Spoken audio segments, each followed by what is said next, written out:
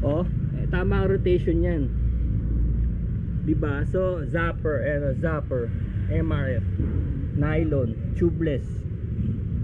Maganda talaga siya kasi sinubukan ko na yan, binalagbag ko na yan sa CB110. Pinambiyahe na namin ng North Loop, Makapit talaga yung MRF. So wala akong reklamo sa MRF. Yun nga lang, nasanay na tayo na baliktad na talaga yung mga Tron. Kasi by technology, sinabi nila mas makapit daw yung ganyan na configuration. Mas makapit talaga sa banking. They have a point, no? At saka yung sa harap 110, sa likod is 130. Zapper din. Kita nyo sa sobrang ganda ng configuration niya. Pagka bumabanking ako sa Marilake, naaabot ko to. As you can see, 9 years na, pero buhay na buhay pa. Yung uka niya, yung spikes kasi, yung una may-ari nito hindi bumabiyahe ng Marilake. In other words, hindi bumabanking. Kaya buong buo pa yung gilid, no? Tapos of course ito sa nilagay ko na tong box because kailangan ko talaga yan pag umuulan. Tapos ito yung mga upuan niya, maganda, oh. Hindi ako nag-design yan, sila yung nag-design yan, no? Ayan. Tapos ang pinakamatindi rito is 4 valve. Iba talaga ang 4 valve. Kung kayo mga baguhan sa motor, yung motor nyo is usually is 2 valve, no? Itong mga iba, lalo na special itong Rouser, gumagamit sila ng 4 valve. Yan ang hinahanap talaga ng mga gustong pumiga ng maganda, no? Pag pumiga ka ng maganda, kaya kita nyo yung ultimo yung mga scooter, ginagawa nilang 4 valve, pinipilit nila. Yung mga Mio, yung mga Scoopy, no?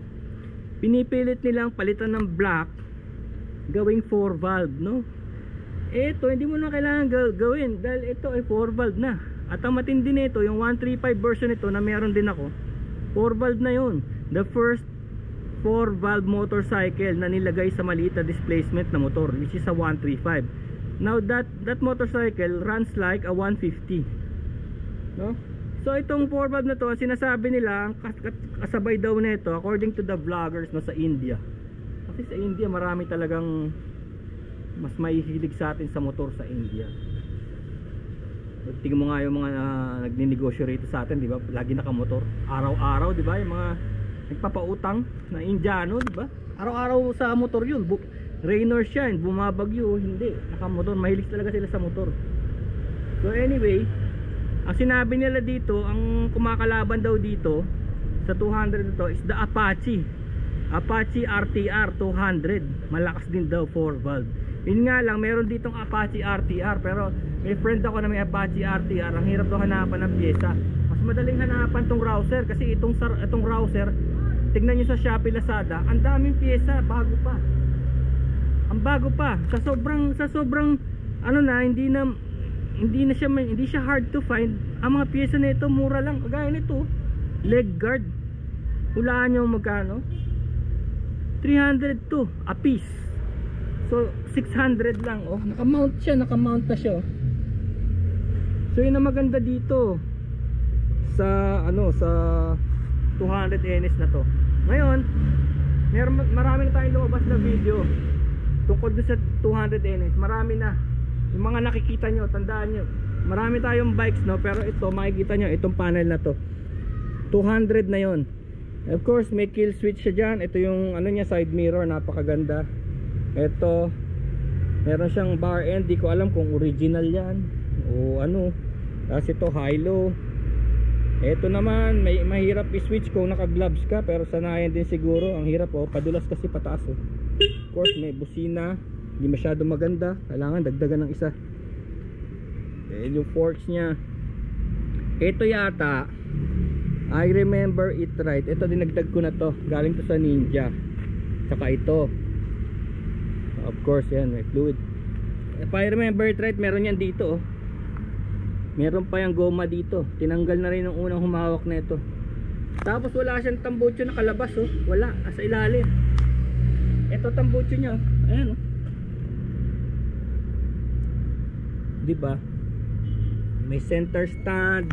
Ang problema lang dito, alam nyo kung ano yung problema dito? Nakikita ko, Hindi na ako nagrereklamo sa bigat. Ang reklamo ko lang dito na wala yung kickstart to. Tinanggal nila. Pero wag niyo sabihing old fashioned ako, dahil binalik nila. Yung 2024 model nito may kickstart na uli. So ibig sabihin hindi old fashioned yung kickstart. Importante yun. Kasi may nakita nga ako, nag North Loop, kabibili lang niya ng ADV, no? So nilagyan niya ng accessories, naiwan niya. Nilagyan niya ng mga ganitong switch din, siguro sa cellphone or something, or floodlights. Naiwan niya, di kinabukasan di na siya maka-start, no? Ay, walang kickstart, scooter yun. Ito lang nga, maganda kasi rito, may cambio. So pwede ko siyang kadyutin in case na mangyari sa akin yung kaso na yun. Pwede ko siyang kadyutin, no, para umandar ulit. So yun lang maganda rito. So yan, ayan na yung sa isang subscriber natin na nagtatanong tungkol sa bike na to. Yun na lang, yun na lahat ng mga points na nakikita kong napakaganda dito. And of course, nakita nyo naman sa mga video natin is mabilis siyang i-singit, i-overtake, mabilis, no? Kaya inuna ko yung leg guard kasi alam mo na, sobrang bilis mo. Sometimes pag sobrang bilis mo, tingin ng mga rider sa harapan mo, wala ka, kasi biglang andyan ka na uli. In a split second, no? Pwedeng tumingin sa side mirror mo, wala ka pa. Pag tingin niya uli, andyan ka na. So magkakabanggaan kayo. So ngayon, medyo gustong umulan, ano? Pero lalabas tayo kasi tetestingin natin to sa biyahe in 4K. In 4K. Hindi ako nagpo 4K dahil hirap na hirap yung computer ko. Computer ko is luma pa, i5. Hirap patakbuhin yung 4K, pero dahil wala nang edit to, i-upload ko na lang lahat. Ipa 4K ko na 60 fps para lang mapagbigyan yung subscriber natin na sabi niya ang ganda raw sana ng travel kung 4K 60. Sabi ko sige, siguro baka naluluma na yung mga video ko dahil nag-enjoy naman ako sa sarili kong video. Kaya nga lang, tama siya kung 4K 60 fps mas maganda, kasi mas na-appreciate ko yung video ko. Kasi pagka naman actual ride, hindi ka naman nakatingin sa gilid, di ba? Hindi ka naman nakatingin sa scenery, kasi kung di mababangga ka. Nakatingin ka dun sa kalye, di ba? As a driver. Ngayon, pagka pinapanood ko yung video ko, nakikita ko yung gilid, di ba? Uy, may tindahan pala na ganun dun, ganun. Susunod na balik ko, dadaan ako ron. Nakikita ko yung mga tindahan, no? Yung mga tao, mga tambay, yung sunset, sunrise, no, mga mountain, clouds. Hindi mo naman pwedeng tignan yun habang nagbabiyahe ka, di ba? Nakatingala ka sa clouds, no? O pagka bangin na, no? So na-appreciate ko rin yung sarili kong video. So yan, sige, lalabas tayo ngayon. Punta tayo dun.